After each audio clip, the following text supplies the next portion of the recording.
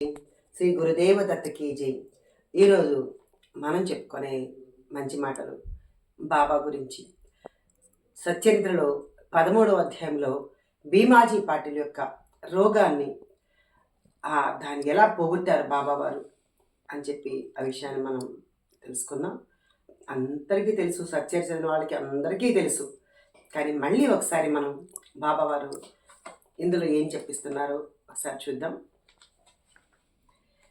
పూనా జిల్లాలోని జున్నర్ తాలూకాలు నారాయణగామ్ అనే ఊరికి అతను పటేల్ అంటే పెద్ద భీమాజీ అతని పేరు కాబట్టి అతను పటేల్ అనమాట. అక్కడ పెద్ద అంటే ఆ ఊరంతా మొత్తం చూసుకోవడం అలాగంతా చాలా గొప్ప అధికారి. అయితే అతను స్వార్థపరుడు కాదు, చాలా మంచి మనస్తత్వం కలవాడు. అతను బాగా ధనవంతుడు, చాలా సుగుణ సంపన్నుడు, అన్ని మంచి గుణాలున్నాడు. ఎప్పుడు విరివిగా అన్నప్రసాదాల్ని వితరణ చేసేవాడు. ఎవరికి ఏ కష్టం వచ్చినా అత్యంత అద్భుతంగా వాళ్ళ కష్టాలందరినీ తన కష్టంగా భావించి ఆయన ఆ యొక్క కష్టాన్ని, ఎదుటి వాళ్ళ కష్టాన్ని తీర్చేవాడు. ఎటువంటి మంచివాడు కానీ లేదంటే ఎటువంటి చెడ్డవాడు కానీ ఎప్పుడో ఒకప్పుడు జన్మ నుంచి కర్మ అనేది తప్పకుండా వస్తుందంటే ఈ జన్మలో అతను మంచి చేస్తున్నాడు కరెక్టే, కానీ ఏనాటి కర్మలంతా అది ఈ జన్మలో కూడా అనుభవించేలాగా చేస్తుందన్నమాట. అదేవిధంగా భీమాజీ పటేల్కి ఒక అనుకోని ఒక జబ్బు వచ్చింది.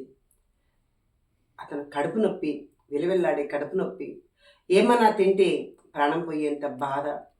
ఇంకా ఆఖరికి మరణమే మేలు బాబా, నాకు ఇంకా ఇవేం వద్దు అని చెప్పి బాబాని అతను ఏ విధంగా లాక్కొని వచ్చారో మనం చూద్దాం. కర్మఫలం చాలా చిత్రమైనది. భగవంతుడి పాదాలకు ఎప్పుడు తెస్తుందంటే మన యొక్క కష్టాలు అధికమైనప్పుడు, అప్పుడు భగవంతుడు గుర్తొస్తాడు. సుఖంగా ఉన్నప్పుడు మనకి ఎవరికి గుర్తురాడు, అన్నీ కొట్టిపోతూ ఉంటాయి. కానీ ఇంకా నా వల్ల కాదు అన్నప్పుడు నిజంగా అందరికీ భగవంతుడు గుర్తొస్తాడు. అదే విధంతో గుర్తు వస్తాడు కాదు, బాబా గుర్తుకు తెస్తాడు. ఇక్కడ బాబా నాన్న మళ్ళీ బాబా భక్తులు కావచ్చు, ఇంకెవరైనా వేరే భక్తులు కూడా అంటే భగవంతుడు కాడా అని మళ్ళీ ఇలాంటి విమర్శిస్తారు. కానీ భగవంతుడు అంటే నా దృష్టిలో బాబానే కదా. అందుకని భగవంతుడు గుర్తుకు తెస్తాడనమాట మనకి. అదే విధంతో ఈ భీమాజీ పటేల్ ఏ విధంగా గుర్తుకు తెచ్చారో చూద్దాం. ఇంకా నోటి నుండి ఎప్పుడు కఫం పడేది, రక్తం గడ్డలుగా పడటం ఎక్కువైంది, కడుపులో నొప్పి, ఆ బాధకు ప్రాణం విలువిల్లాడిపోయేది. అలా భీమాజీ బాధతో పక్కన అంటుకుపోయాడండి. ఇంకా అంటే మంచానికి అతుక్కుపోయినాడనమాట. శరీరం అంతా కూడా ఎండిపోసాగి చిక్కి శల్యం అయిపోయాడు పాపం. అయితే అతనికి జీవితం అంటేనే విరక్తి కలిగింది. అన్నపానీయాలు ఏమీ రుచించట్లేదు. ఇంకా జీవితం ఎంత డబ్బులున్నా, ఎంత పలుకుబడి, ఎంత కీర్తి ఉన్నా కూడా వేస్ట్ కదా. భగవంతుడి దగ్గరికి ఈ నలుగురు మాత్రమే చేరుతారు. ఈ నలుగురిని మించి ఎక్కడ లేదు. ఎవరెవరు? ఆర్తులు, అర్ధార్థులు, జిజ్ఞాసులు, ముముక్షులు. ఈ నలుగురు మాత్రమే భగవంతుడి దగ్గరికి వస్తారు. అంటే ఆర్ధులు ఎక్కువ మంది వస్తారు, అర్ధార్థులు ఎక్కువ మంది వస్తారు, జిజ్ఞాసులు పర్వాలే, ఇంకా ముముక్షులు చాలా తక్కువ మంది వస్తారు అనమాట. అంటే ముక్తి కోసం వచ్చేవాళ్ళు కొంతమంది వస్తారు.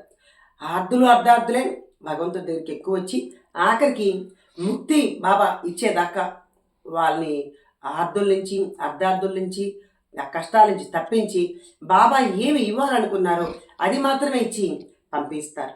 అలాంటి సద్గురు సాయినాథుడు మనకు ఈ జన్మకు దొరికిన దానికి చాలా అదృష్టంగా మనం భావించాలి కదా. సరే, అయితే కథలోకి వద్దాం. ఇంకా అతనికి అన్నపానీలు ఏమి రుచించేది కాదని, తర్వాత ఇంకా ఏమైనా తిన్నా కూడా జీర్ణం అయ్యేది కాదు. ఇంకా అతనికి ఆ కారణంగా ఏమీ దిక్కుతోచక పాపం పరిస్థితి సహించలేనిదిగా తయారైంది. ఇంకా అతను ఏం చేశాడంటే దేవీ దేవతలు పూజ చేశాడు, ఎన్నో చేశాడు, మంత్రాలు, యంత్రాలు, డాక్టర్లు ఎంతమంది అయిపోయినారండి, ఏమాత్రం తగ్గల. అంటే అందరూ ఇంకా తగ్గదని చెప్పేశారు. కాబట్టి అప్పుడు అనుకున్నాడు, ఇంకా నాకు మరణమే మేలు అని దిగులు పడి కుళ్ళి ఇంట్లో మంచం మీద పడుకున్నాడు. కానీ ఎప్పుడైతే మనకు కర్మఫలం పోతుందో చెప్పాను కదా, అప్పుడు భగవంతుడు మనకి తప్పకుండా ఎవరి ద్వారానో ఒక ద్వారా వస్తారు. అంటే డైరెక్ట్గా భగవంతుడు వచ్చేస్తాడు, మనం గుర్తుపట్టలేం కూడా. కాబట్టి భగవంతుడే మనుషు రూపంలో వస్తాడనమాట. అప్పుడే ఇతనికి ఒక ఆలోచన కూడా కలుగుతుంది, పలానా వాళ్ళకి నా జబ్బు గురించి చెప్తే ఎట్లా ఉంటుంది అని. అయితే భీమాజీ పటేల్ కూడా అలాంటి ఆలోచన కలిగింది. వెంటనే నానాసాహెబ్ చందోర్కర్కి లెటర్ రాశారు, ఇలా నా జబ్బు దానికంటే మరణం మేలనుకుంటున్నాను అని చెప్పేసి చాలా దీనంగా చాలా ఆర్తిగా నానాసాహెబ్ చందోర్కర్కి లెటర్ రాశారు. అయితే ఆ నానాసాహెబ్ చందోర్కర్ ఎటువంటి వారంటే, ఎవరికి ఏ కష్టమైనా రాని, అతను ఒక పెద్ద డిప్యూటీ కలెక్టర్, అయిన పెద్ద ఆఫీసర్ పోస్టు అయినా సరే బాబా దగ్గర అంత వినయ విధేయతలతో ఉండేవాడు. ఈరోజు మనం ఇంత మహారాష్ట్ర ఏంటి బాబా గురించి అట్లా ఒక్కొక్కరికి తెలిసిందంటే ఇద్దరు వ్యక్తులు ముఖ్య కారకులు. ఎవరు? నానాసాహెబ్ చందోర్కర్, దాసగన్, ఇద్దరు మాత్రమేనండి. ఈ దాసగన్ ఏమో హరికథల రూపంలో బాబా కీర్తిని వెల్లడి చేసేవారు. నానాసాహెబ్ చందోర్కర్ ఏమో ఆయన దగ్గరికి వచ్చిన వాళ్ళందరినీ ఒక్కసారి బాబా దగ్గరికి వెళ్ళండి, మీకు మంచి జరుగుతుంది, ఒక్కసారి ఆయన దగ్గరికి వెళ్ళండి అని చెప్పేవారండి. అంటే చూడండి, ఇప్పుడు ఈ యొక్క బాబా భక్తుల్ని ఎట్లా పక్కదారి పట్టిస్తున్నారో జనాలు. బాబా సాయిబా, ముస్లిం దేవుణ్ణి పూజిస్తున్నారు హిందువులు అని రకరకాల వాళ్ళు రకరకాల మాటలు మాట్లాడుతున్నారు. కానీ ఈనాటిది కాదు కదా, ఇప్పుడంటే పోనీ అలాగే అనుకుందాం. కానీ నానాసాహెబ్ చందోర్కర్ ఒక రేగి, ఒక దాసగను, తర్వాత వచ్చి ఎంతోమంది బ్రాహ్మణులంతా కూడా వచ్చి బాబా దగ్గర ఉన్నారే. మరి వాళ్ళందరూ మరి సాయిబని వచ్చాడా? కాదు కదా. అంటే బాబా యొక్క మహిమల్ని, బాబా యొక్క కీర్తిని విని వాళ్ళందరూ ఆయన పాదాల చెంత ఉండి సేవ చేసుకున్నాం మహా భక్తులు ఉన్నారండి. ఒక ముస్లింకి చెందినవాడే కాదు బాబా, అదే మతం కాదు కదా బాబా. ఏదో రకరకాల పిచ్చిగా అనుకుంటారు, మళ్ళిచ్చాలా, మనం ఏదో రకంగా మళ్ళిచ్చాలి. దయచేసి బాబా భక్తులు ఎవరైనా సరే భయపడకుండా బాబా దగ్గరే ఉండాలి. ఏం జరుగుతుంది, బాబా ముస్లిమే కావచ్చు, ఆయన బ్రాహ్మణే కావచ్చు, క్రిస్టియనే కావచ్చు, మనకు దేంతోనో పని లేదు. మన సద్గురు సాయినాథుడు ప్రేమతోనే మనకు పని అన్నమాట. ఎందుకంటే ఎవరైనా ఇచ్చే దేవుడి దగ్గరికే కదా వెళ్తారు. ఆయన మనకి ఏం కావాలో, మనకు ఒక తల్లి, ఒక తండ్రి, ఒక గురువు, ఒక దైవం, అన్ని పోషణలు ఆయనే చేస్తున్నాడు. మనకి ఏం కావాలన్నా ఒక తల్లిలాగా చూసుకుంటాడు, ఒక తండ్రిలాగా చూసుకుంటాడు, ఒక గురువులాగా చూసుకుంటాడు, ఒక దైవలాగా చూసుకుంటున్నాడు. ఇంకా మనకు ఆయన ఏదైతే మనకెందుకు? అందుకని అలా చెప్పే వాళ్ళకి గట్టిగా బుద్ధి చెప్పండి. ప్రతి ఒక్కళ్ళు కూడా గట్టిగా బుద్ధి చెప్పండి నిజంగా. లేదంటే ఇతను ఊరికి, అంటే ఈ భీమాజీ పటేల్ పార్టీలు అంత గొప్పవాడు, అంత ధనవంతుడు, ఎంతోమంది ఇట్లాంటి భీమాజీ పటేల్ వంటి ఎంతోమంది వచ్చారండి బాబా దగ్గరికి. మరి బాబా కరుణకి, బాబా కృపకి పాత్రులైనారు వాళ్ళందరూ. వాళ్ళందరూ ఏమంటారు మరి? కాబట్టి బాబా ప్రేమే మనకి ఇక్కడ ముఖ్యం అన్నమాట. ఇంకా అప్పుడు నానాసాహెబ్ చందోర్కర్ లెటర్ రాశారు కదా, ఇంకా అప్పుడు నానాసాహెబ్ చందోర్కర్ వెంటనే అన్నారు, అంటే లెటర్ రాశారు, ఇప్పుడులాగా ఫోన్లు కాదు. ఆ లెటర్ అందుకొని నానాసాహెబ్ చందోర్కర్ లేట్ చేయాల, అరే రే భీమాజీ పటేల్కి ఎంత కష్టం వచ్చింది, ఆయన ఎంత మంచివాడు అని చెప్పి వెంటనే ఆలస్యం చేయకుండా లెటర్ రాశారు. ఏమని? సద్గురు సాయినాథుడు ఉన్నారు సిటీలో, ఆయన దగ్గరికి వెళ్ళు, ఎటువంటి వాళ్ళకైనా సరే ఆయన బాగు చేసి పంపించడమే ఆయన వ్రతం, ఆయన వరాల జల్లులు కురిపిస్తారు, నువ్వు వెళ్ళు అని చెప్పాను. ఇక వెంటనే భీమాజీ పటేల్ ఒక్క నిమిషమైన ఆలస్యం చేయకుండా, ఎప్పుడెప్పుడు వెళ్దామా, ఎప్పుడెప్పుడు ఆ సాయినాథులు వారిని చూద్దామా, నా రోగం ఎప్పుడు పోగొట్టుకుందామా అని ఆతృతతో ఆ పొద్దున్నే ఆయన ఇంట్లో కొంతమంది కుటుంబ సభ్యులను తీసుకొని బాబా దగ్గరికి వచ్చారు. ఏ విధంగా వచ్చారు బాబా దగ్గరికి? నడుచుకుని పరిగెత్తుకుంటూ వచ్చారనుకుంటున్నారా? బాబా అంటే కూర్చొని మసీద్ దగ్గరికి ఒక బండి మీద తీసుకొచ్చారండి. అప్పుడు బాబా దగ్గర తీసుకొచ్చి, బాబా ఇలా ఉంది అని చెప్పేసని ఆర్తితో ఆ భీమాజీ పటేల్ చెప్పాడు. డాక్టర్లు అయిపోయినారు, మందులు అయిపోయినాయి, యంత్రాలు అయిపోయినాయి, మంత్రాలు అయిపోయినాయి, దేవతలు అయిపోయినారు, బాబా ఇంకెవరూ లేరు, నాకు మీరే దిక్కు బాబా అని ఆర్తితో ప్రార్థించాడండి. బాబా ఒక మాట అన్నాడు, ఆ మాట చెప్తాను. ఈ శ్యామ, ఇలాంటి దొంగను ఎందుకు తీసుకొచ్చావు, నా మీద ఎందుకు పడేశావు అని చెప్పి అన్నారనమాట. అప్పుడు ఆ మాట అనేటప్పటికీ బాధ వచ్చేసింది. అయ్యో ఇదేంటి, నేను ఇంత దూరం బాబా కోసం వస్తే ఇంత మాట అనేసారే అని చెప్పి బాధ కలిగింది.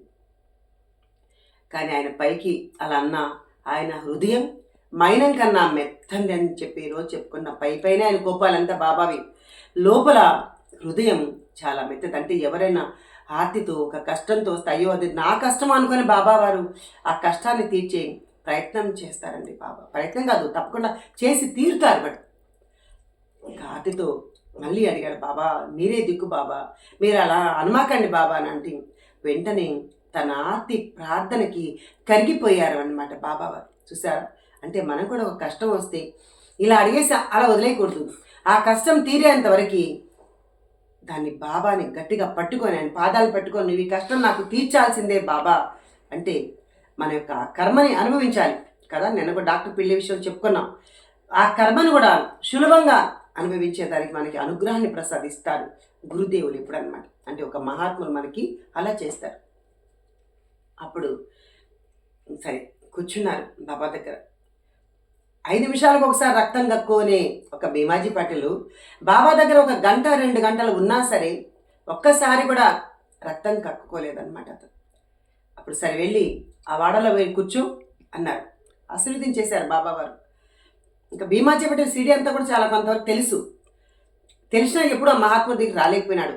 ఎవరి వంతు వస్తే అప్పుడు మాత్రమే కదా బాబా దగ్గరికి రాగలుగుతాం ఎవరైనా. అలాగే చాలామంది కోటీశ్వరులు అందరూ ఉన్నారు. కానీ భీమాజీ పాటిల్ ఏం చేశాడంటే గురువు చెప్పాడు అని ఒక వాడాలో వెళ్ళి అది వెళ్ళి కూర్చో వేరే వారి ఇంట్లో అని చెప్పాడు.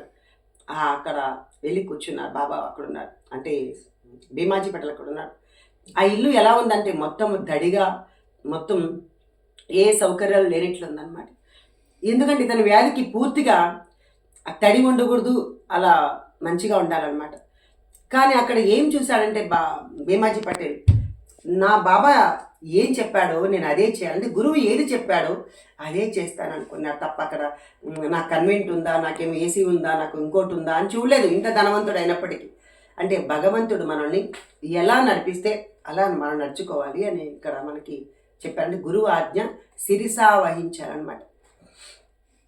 అప్పుడు భీమాజీ పాటిల్ని ఒక స్వప్న రూపంలో అతని కర్మను పోగొట్టాడు తప్ప వెంటనే బాబా తీసేయాలి. వచ్చాడు అయిపోయింది పోని డాక్టర్ లాగా ఇంజక్షన్ ఇచ్చి మందులు ఇచ్చేసి 10 రోజులు తగ్గిపోతే ఈ జబ్బు అనేసి ఇవ్వలా. బాబా అంటే కర్మని మనకి భగవంతుడు కలలో కావచ్చు, డైరెక్ట్ కావచ్చు, మన కర్మ అనుభవించేలాగా చేస్తారండి. కర్మని మానసికంగా కావచ్చు, కొంతమంది చూడ అన్నీ ఉంటాయి, మానసికంగా ఏదో బాధపడుతూనే ఉంటారు కొంతమంది. అలాగే ఒక భయంకరమైన కళ రూపంలో ఆ కర్మను తీస్తూ ఉంటాడనమాట భగవంతుడు. అంటే కర్మని అనుభవించాలి అని చెప్పారు తప్ప తప్పించుకోవడానికి మార్గం లేదండి. అది సులభంగా మనం ఆ యొక్క కర్మని అనుభవించేలాగే భగవంతుడు చేస్తాడని పదే కూడా ఆ మాట మళ్ళీ రిపీట్ చెప్తున్నాను అనమాట. కర్మను తప్పించుకోవడానికి వీలు లేదు అని చెప్పారు. సరే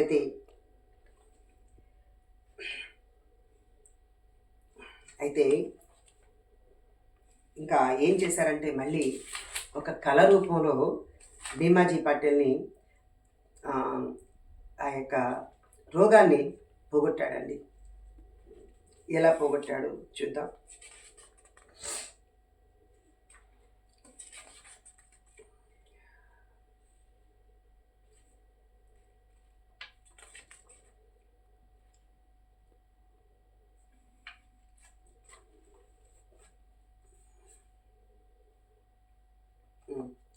బాబా విభూతిని తెప్పించి కొంచెం భీమాజీకి ఇచ్చి కొంత నుదుట రాసి తన శిరసపై ఉంచి, శిరసపై ఏముంచాడు బాబా తమ హస్తాన్ని ఉంచి వెళ్ళి బయటకు వెళ్ళి అంటే ఆ బసకెళ్ళి కూర్చో అని ఆజ్ఞాపించారు. ఇంకా పటేల్ బండి వరకు తానే నడుచుకుంటూ వెళ్ళాడు. వచ్చేప్పుడు ఎలా వచ్చాడు, బండి మీద తీసుకొచ్చారు.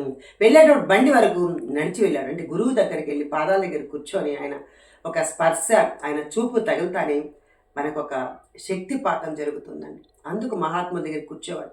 మనం అక్కడ కూర్చొని అతను ఏ అష్టోత్తరాలు, ఏ పూజలు, ఏ పారాయణ చేయలే, ఒక గురువు అనుగ్రహంతో అక్కడ కూర్చున్నాడు అంతే.